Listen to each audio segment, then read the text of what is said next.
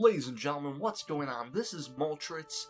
I hope all of you are ready to hit up the Emerald Dream Raid, because I know I'm pretty pumped about it. It's going to be the first release that's coming out right today, September 20th.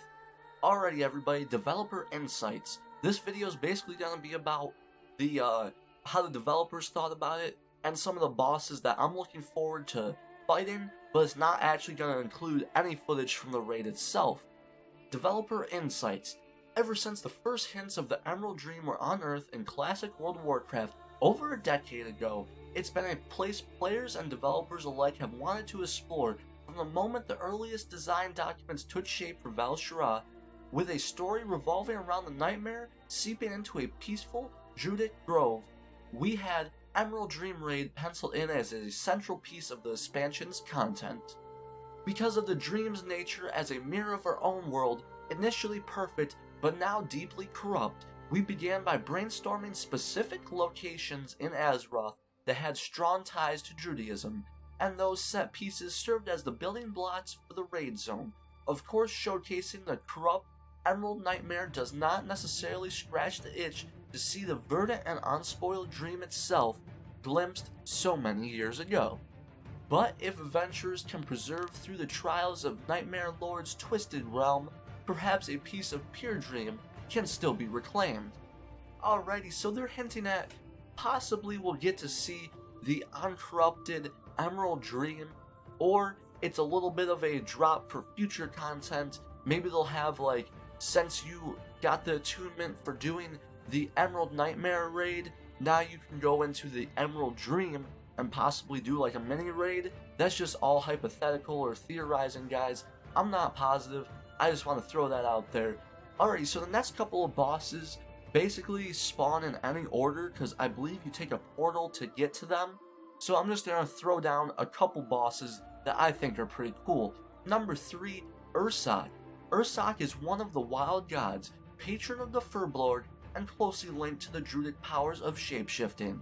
The ancient Great Bear has long been a protector of Azeroth, but as Ursoc slumbered in his shrine in Grizzly Hills, yeah boys, let's go, Grizzly Hill squad, whoop whoop, the world around him was plunged into corruption, and he awoke to torment and nightmare consuming and twisting his being.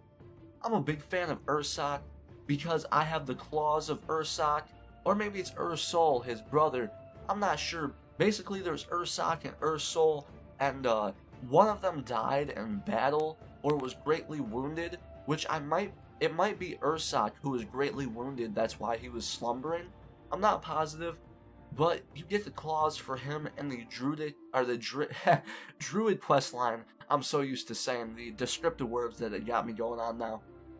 But you get the claws and it lets you become an awesome bear tank. Alrighty, number 4, Dragons of Nightmare.